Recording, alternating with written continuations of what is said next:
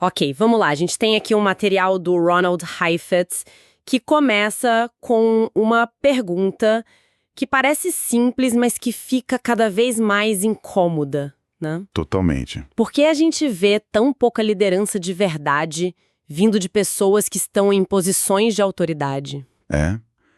Isso vai contra a nossa intuição, né? Completamente. A gente espera que o CEO, o gerente, o capitão do time, que eles sejam os líderes. É o esperado. Exato. É a expectativa padrão. A gente tende a usar autoridade e liderança quase como sinônimos. Se a pessoa está no comando, ela deve estar liderando. Uhum. Mas a ideia central do material que a gente está analisando hoje é que não só essas duas coisas são diferentes, como muitas vezes elas entram em conflito direto. E é por isso que a nossa análise vai seguir uma sugestão do próprio autor, que é um pouco contraintuitiva, eu diria. Sim. A gente vai, por um momento, pegar a palavra liderança e, sei lá, colocar ela na prateleira. Deixar de lado. Esquecer dela por enquanto. Isso. Em vez disso, vamos focar no palco onde ela atua. Ou talvez na força contra a qual ela precisa lutar. A natureza da autoridade. O objetivo é entender a fundo essa tensão entre o que as pessoas esperam de uma figura de autoridade e o que a liderança de verdade parece exigir. E para começar a sentir essa tensão, o material já nos joga no fogo com uma pergunta que vira tudo de cabeça para baixo. Qual? Ele não pergunta como inspirar sua equipe, nada disso. A pergunta é bem mais estranha. Como você poderia decepcionar as pessoas a um ritmo que elas conseguissem suportar? Peraí, como assim? Então a métrica de sucesso não é o quanto você agrada, mas o quão bem você gerencia o desagrado? É isso? Muda tudo, né? Muda a perspectiva inteira. E o ponto crucial é que essa não é uma questão filosófica, sabe? Segundo o autor, a pergunta mais prática e central no exercício da liderança em problemas complexos. E qual é o conflito aí? O conflito é esse. As pessoas olham para a figura de autoridade e esperam, ou melhor, elas exigem uma sensação de ordem, de direção, de segurança. Elas transferem a responsabilidade para cima. É o clássico "e agora, chefe? Qual é o plano?" Todos os olhos virados para uma pessoa esperando a resposta mágica. Exato. Só que os problemas mais cabeludos que a gente enfrenta hoje, seja numa empresa, na sociedade, raramente têm uma resposta mágica. Heifetz chama de desafios adaptativos. Certo. E liderar nesses desafios exige que a figura de autoridade faça o exato oposto do que se espera dela. Que é? Exige que ela diga, eu não tenho a resposta pronta. E o que é ainda mais difícil que diga, e a verdade é que o problema não será resolvido se vocês não mudarem, vocês são parte da equação. Nossa. Isso é um ataque direto à necessidade de conforto que a posição de autoridade deveria, em tese, satisfazer. Para a gente deixar isso bem claro, qual a diferença fundamental entre um problema técnico e um adaptativo nesse contexto? Porque me parece que essa distinção é a chave de tudo. É a chave. Um problema técnico é aquele cuja solução já é conhecida, pode ser aplicada por um especialista. O motor do carro quebrou, você leva no mecânico, ele tem o conhecimento técnico para consertar. Entendi. Agora, um problema adaptativo. Esse exige mudança no comportamento, nas crenças, nos hábitos das próprias pessoas. A solução não está na prateleira. Ela precisa ser construída pelo grupo.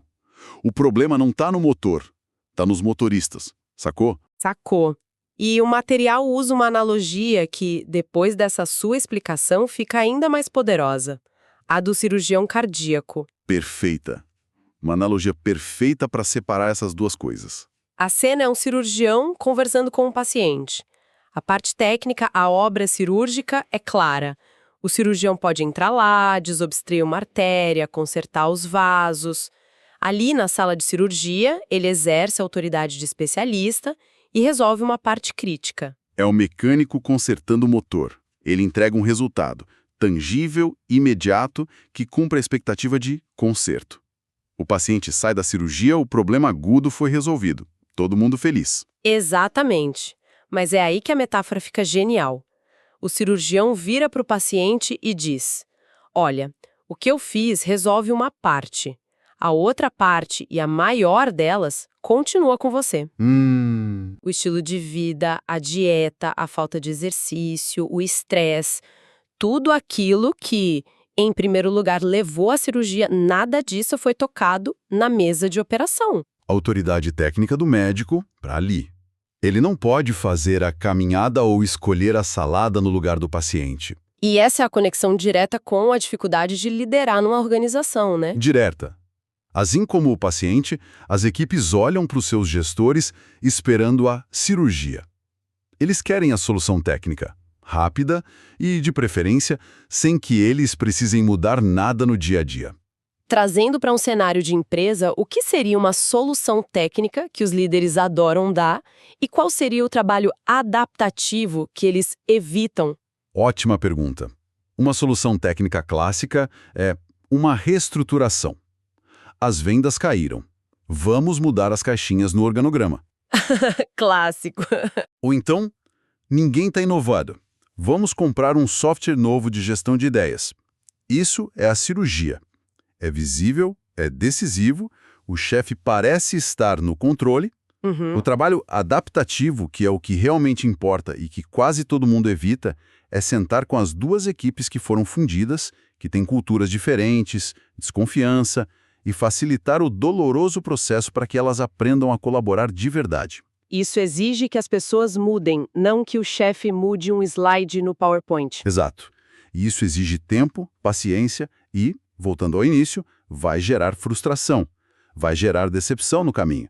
As pessoas vão dizer, isso não está funcionando, era melhor antes. Claro. O verdadeiro ato de liderança nesse contexto não é ser o cirurgião genial, é mobilizar o paciente, a equipe, para que eles assumam a responsabilidade pela própria saúde a longo prazo. É devolver o trabalho para quem ele pertence. E isso é arriscado. Extremamente arriscado para quem está na posição de autoridade, porque quebra aquele pacto implícito de que a autoridade existe para dar respostas e trazer conforto. As pessoas podem se virar contra. Podem. E dizer, não é para isso que você está aqui. Se você não sabe a resposta, vamos achar alguém que saiba. É interessante porque essa armadilha é exatamente o que o autor parece querer desmontar. Ele até sugere algo radical, que é o que a gente falou no começo. Para entender a liderança, a gente precisa parar de falar de liderança e olhar só para a autoridade. Por que essa separação é tão importante? O fascinante aqui é que a resposta está no contexto. A liderança quase nunca acontece numa folha em branco, sabe? Ela é praticada dentro do que o autor chama de matriz social. Matriz social. Funcionando antes de qualquer um tentar liderar. Então não é um campo aberto onde você chega com uma bandeira e uma visão. É mais como entrar numa sala que já está cheia, com conversas acontecendo e lugares marcados. Perfeito. É exatamente isso. E é aqui que entra a segunda analogia poderosa do texto. Ele diz que essas estruturas de autoridade, essa matriz social, são como a turbulência e a gravidade que você tem que levar em conta se for voar. São forças invisíveis, mas absolutamente reais e poderosas. Eu gosto da analogia, mas ela não soa um pouco paralisante? Se a gravidade e a turbulência são tão fortes, dá a impressão de que qualquer tentativa de mudança está fadada ao fracasso, que o sistema sempre vence? Esse é um ponto excelente. Não é sobre ser paralisante, mas sobre ser realista. Um piloto não ignora a gravidade porque ela é forte. Ele a usa. Certo. Ele entende a aerodinâmica para gerar sustentação e voar apesar da gravidade. Ele estuda os mapas de vento para navegar através da turbulência e não voar de cabeça nela. Faz sentido. A questão fundamental que o texto ressalta é: ignorar essas forças não é uma opção. É como um ativista que quer mudar uma lei, mas se recusa a entender como o sistema político funciona, quem tem poder, quais são as regras do jogo. A paixão e a visão não são suficientes. Não mesmo. Isso vale tanto para quem tem autoridade formal quanto para quem não tem. O gerente de uma área precisa entender as relações de poder informais que existem na sua equipe. O funcionário júnior, com uma ideia inovadora, precisa entender quem são as pessoas que podem dizer sim e quais são as expectativas que ele precisa atender para ser ouvido. Entendi. Tentar liderar sem entender a matriz de autoridade é como tentar velejar sem olhar para o vento. Você vai ficar à deriva. Ou vai virar o barco. Então, O que tudo isso significa? Parece que o primeiro passo para a liderança não é ter um discurso inspirador, mas algo muito mais pé no chão. Ter um mapa preciso do terreno social. É quase um trabalho de antropóloga. Exatamente. É um diagnóstico do sistema. Entender as expectativas não ditas, as lealdades, as fontes de poder formal e informal. E a falha em fazer esse diagnóstico é o que explica por que tantas pessoas inteligentes e bem-intencionadas, em posições de poder, não conseguem liderar de fato. Elas ficam presas. Como assim? Presas. Elas se tornam excelentes gerentes de expectativas. Elas entregam as cirurgias técnicas que todos pedem, mantendo o sistema estável, as pessoas relativamente felizes, mas sem nunca tocar no problema adaptativo de fundo. Elas acabam se tornando reféns do papel que lhes foi dado. O objetivo principal vira manter o cargo, preservar a autoridade, em vez de usar essa plataforma para mobilizar um progresso que, por definição, vai ser desconfortável e arriscado. E isso amarra todas as pontas e nos traz de volta a pergunta do início, né? Sim. A razão pela qual a gente vê tão pouca liderança de figuras de autoridade é porque exercer liderança, como a autora define, exige que se haja contra as expectativas da própria autoridade que se tem. Uau! Se a gente tivesse que resumir a ideia mais poderosa de toda essa análise em uma frase, qual seria? Essa é uma boa provocação. Deixa eu tentar.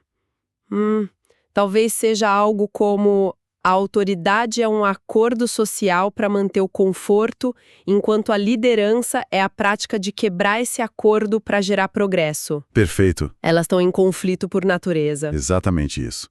Liderar exige que o cirurgião diga: a parte mais difícil do trabalho é sua, não minha.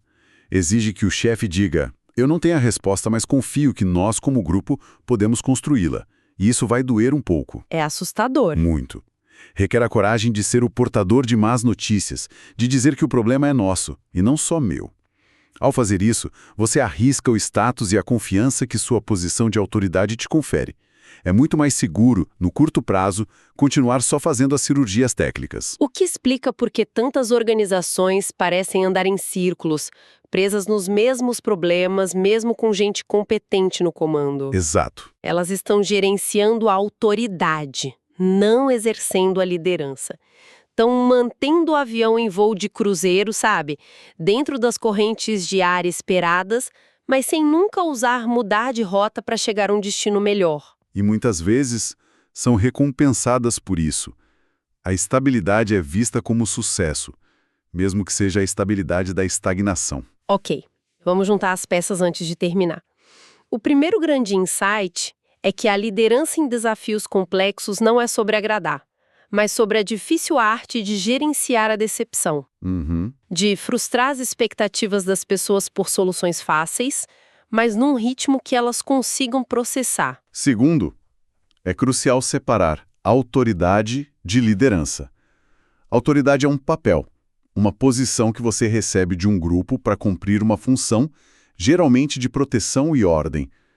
Liderança é uma atividade, uma prática, de mobilizar pessoas para enfrentar problemas difíceis. E você pode liderar com ou sem autoridade. Exato, mas nunca pode ignorar a autoridade. E, por fim, essa autoridade cria um campo de forças, a gravidade, a turbulência. Ignorar essas dinâmicas é uma receita para o fracasso.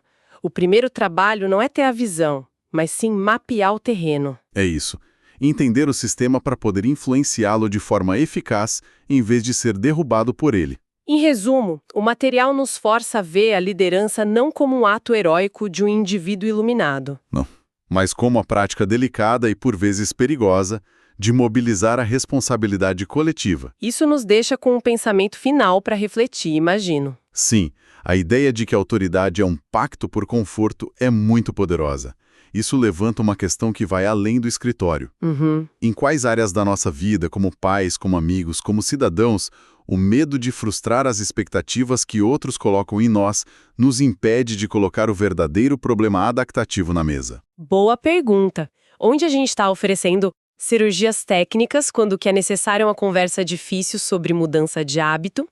E, de forma bem prática, qual seria o menor e mais seguro passo que a gente poderia dar para começar a quebrar esse pacto de conforto e devolver um pouco da responsabilidade a quem pertence?